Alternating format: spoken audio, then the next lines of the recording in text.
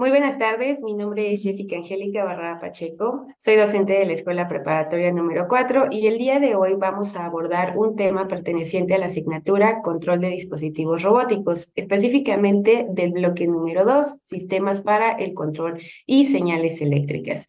¿Qué vamos a abordar en este tema? Vamos a abordar principalmente cuáles son los parámetros eléctricos principales que se utilizan en estos dispositivos robóticos. Abordaremos competencias dentro del campo disciplinar, como el de las ciencias experimentales y el de la comunicación, los cuales nos van a permitir el utilizar tecnologías de la información y la comunicación para poder investigar, producir y transmitir dicha información, pero también lo vamos a hacer a partir de una visión ética, contemplando los impactos que esto tiene en la ciencia y la tecnología.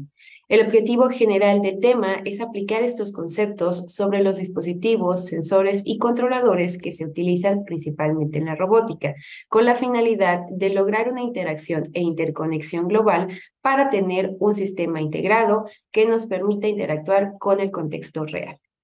Ahora bien, ¿qué son estas señales eléctricas? De manera general, podemos decir que son aquellas ondas electromagnéticas que nos permiten transmitir información o energía a través de estos circuitos electrónicos y principalmente contaremos con tres. Por ello, llegamos justamente a la definición formal de lo que es una señal eléctrica. Entenderemos por señal eléctrica a toda magnitud que utiliza los principios de cargas eléctricas, principalmente electrones, y cuyo valor intensidad depende del tiempo. Es decir, es un parámetro continuo que no se interrumpe. Todas estas señales son generadas o transmitidas a partir de sistemas eléctricos o radioeléctricos. Y principalmente dentro de estos dispositivos robóticos vamos a encontrar tres grandes parámetros que nos permiten justamente crear este tipo de sistemas. El primero de ellos es el voltaje.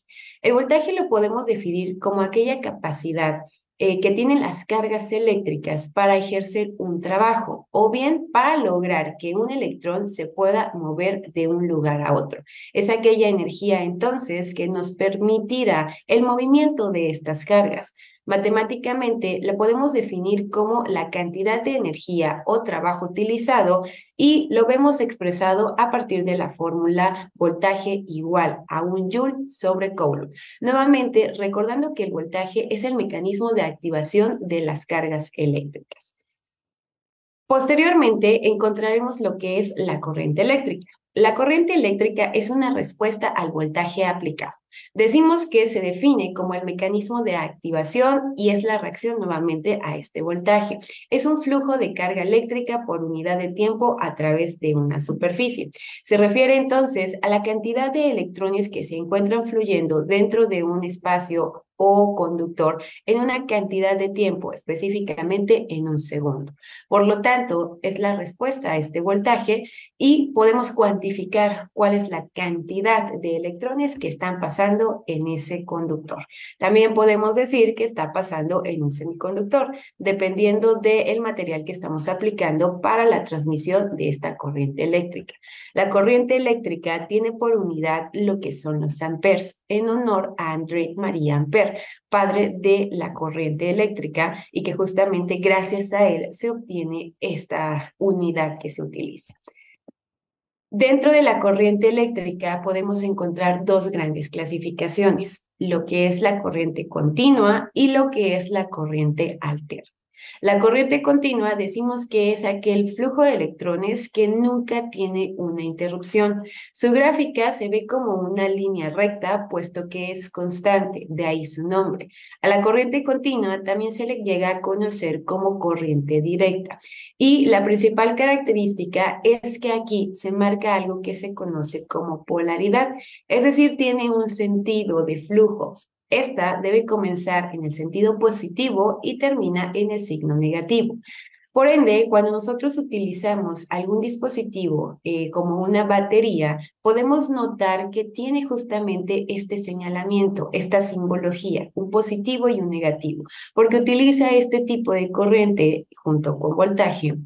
Y entonces decimos que es constante el flujo y nuevamente siempre comienza desde uno positivo hacia uno negativo.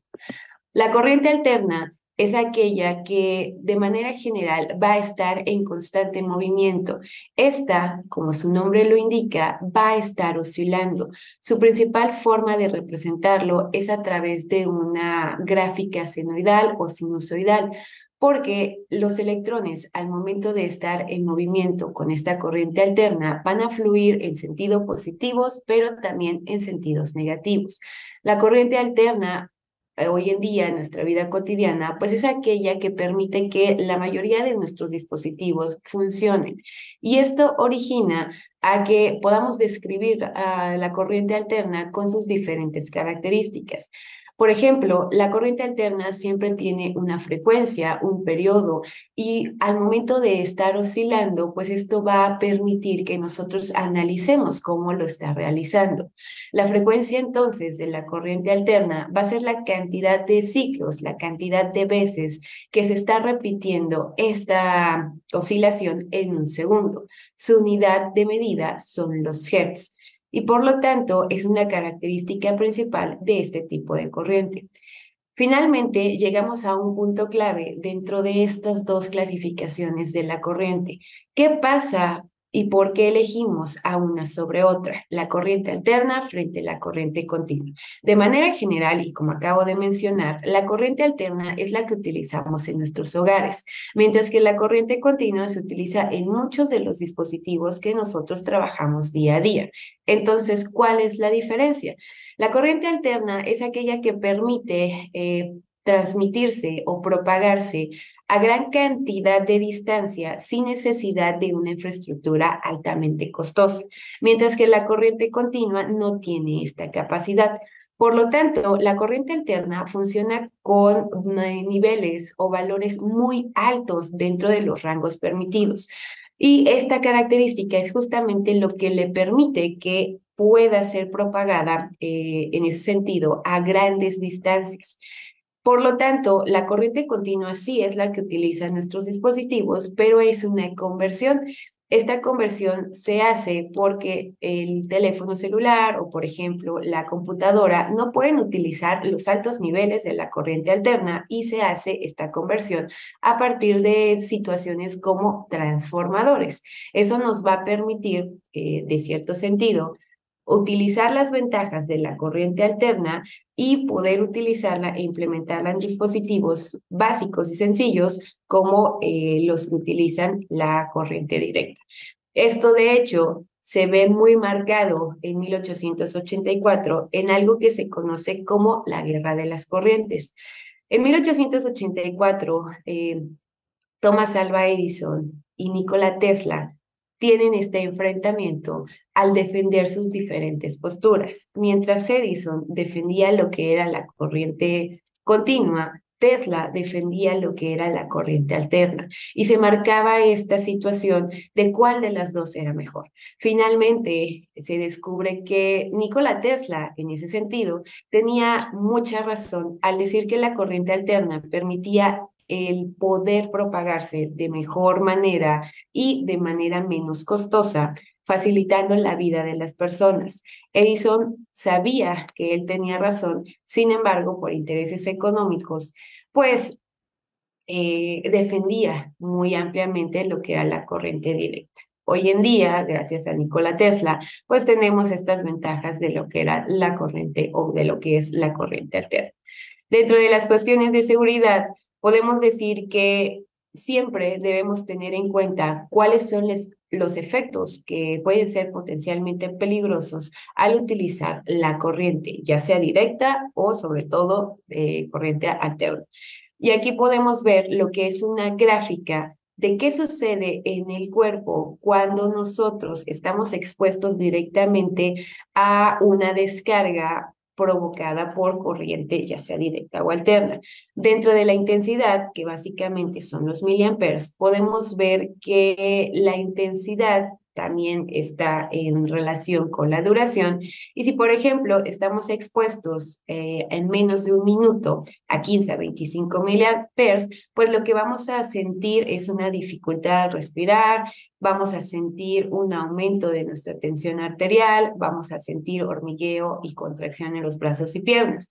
Sin embargo, si ya estamos expuestos a una cantidad muy grande de este amperaje, de esta corriente, pues podemos sufrir un paro cardíaco irreversible, podemos sufrir una fibrilación, o si bien ya estamos expuestos a una cantidad muy alta en amperaje, como son 5 amperes, pues podemos quedar con quemaduras o bien un paro cardíaco que nos puede llevar a una probabilidad de muerte. Entonces siempre hay que tener mucho cuidado pues con esta situación de no limitarnos a tener seguridad con la corriente. Otro de los parámetros principales dentro de los dispositivos robóticos y que de hecho nos permite crearlos y trabajar con ellos es la resistencia. Esta resistencia la podemos definir como una oposición al flujo de corriente. Es una barrera que impide que los electrones fluyan de manera libre durante su estancia en este conductor o en este cable conductor. Y por lo tanto está relacionada a lo que es el voltaje y a lo que es la corriente. Por eso decimos que con estos 3 parámetros nosotros podemos como tal el crear un dispositivo eléctrico, robótico, porque son base en su creación. Dentro de la resistencia tenemos su simbología y su unidad, que son los ohms, en honor al físico alemán Georg Simon Ohm. Su clasificación es variada. Tenemos, por ejemplo, resistencias fijas y resistencias variables. La más común es la que tiene un código de color. Dentro de las variables tenemos lo que son potenciómetros, rheostatos, y debemos definir lo que es el valor de una resistencia. El valor de esta resistencia se hace a partir de un código de colores que se lee a partir del número de bandas que tenemos dentro de la resistencia. Y este valor se calcula justamente leyendo cada una de las bandas y relacionándolo al valor que tenemos en la siguiente tabla. Esa tabla nos permite identificar cuál es su valor multiplicador y claramente tenemos una tolerancia. Entonces, para leer el valor de la resistencia necesitamos conocer este código de colores. Y dentro de la tolerancia de la resistencia, podemos decir que entre más grande sea, la resistencia es menos precisa y menos costosa. Si la tolerancia es muy pequeña, entonces la resistencia siempre va a tener un valor mucho más elevado. Para poder calcular el valor de la tolerancia, debemos saber de qué color es la banda de tolerancia, teniendo de 10 a 5%. Por ejemplo, si es una banda dorada, tendríamos una tolerancia del 10%. Multiplicaríamos el valor de la resistencia y obtendríamos justamente pues el valor de esta tolerancia. Ahora, algo que es importante dentro de este tema en particular son las mediciones de estos 3 parámetros. Las mediciones eléctricas las podemos realizar mediante un dispositivo físico, un instrumento, vaya, de medición que se conoce como multímetro. El multímetro es aquel que permite la medición de estos 4 parámetros principales, que es corriente, ya sea alterna o continua, resistencia y voltaje. Y lo permite a partir de 2 puntas que nosotros conocemos como puntas de medición. Dentro de estos instrumentos, si por ejemplo nosotros quisiéramos realizar una medición de voltaje en un circuito serie, entonces lo que tendríamos que hacer es colocar las puntas del multímetro en una configuración en paralelo. Suena un poco redundante, pero finalmente las mediciones de voltaje con el multímetro siempre deben ser en paralelo. Lo que se refiere es que las puntas de este multímetro deberán tocar al mismo tiempo al componente que nosotros queramos medir. Si, por ejemplo, queremos hacer una medición de corriente con nuestro multímetro, lo que hacemos es que una punta del multímetro toca el componente que nosotros queremos medir y la otra toca directamente a la alimentación o fuente de voltaje que nosotros estamos utilizando para poder crear este circuito. A esto se le conoce como medición de corriente en serie. Y es importante que nosotros sepamos y entendamos cómo es que se realizan estas mediciones para que no dañemos nuestro instrumento de medición. Si tuviéramos un circuito que nosotros conocemos como circuito paralelo, ya sea resistivo, capacitivo o demás, entonces las mediciones de voltaje siguen siendo en configuración paralelo. Y lo mismo pasa si nosotros tenemos un circuito paralelo y queremos medir corriente, la configuración que se usa en el multímetro seguirá siendo en serie. Entonces, es importante considerar cada uno de estos parámetros para la creación de dispositivos robóticos. Si nosotros no contamos con lo que es voltaje y su respectiva unidad, si no contamos lo que es corriente, ya sea alterna o continua, y si no tenemos presente lo que es la resistencia, lo más probable es que al momento de crear nuestro sistema o nuestro dispositivo que trabaja con estos parámetros no tenga el mejor desempeño. En conclusión, si nosotros consideramos cada uno de estos parámetros eléctricos, nuestro dispositivo tendrá el mejor performance o la mejor disposición para que el sistema trabaje integralmente con todos los dispositivos, sensores y actuadores que conforman a este dispositivo robótico. Por lo tanto, sí es importante el que nosotros podamos ver cada uno de estos parámetros y sus respectivos cálculos, dentro de lo cual vamos a encontrar algunos otros materiales o elementos que podemos consultar, sobre todo los fundamentos de circuitos eléctricos de Alexander Isaraku, de la editorial Mahran-Quill. Entonces, bueno, de mi parte sería todo, esperando que este tema sea bastante informativo para ustedes y que si estamos dentro de estas asignaturas, sobre todo propedéuticas, pues nos pueda ser de mucha ayuda para poder entender cómo funcionan estos sistemas. Este video es presentado por el Sistema Ciencia Garza Educativa de la Universidad Autónoma del Estado de Hidalgo.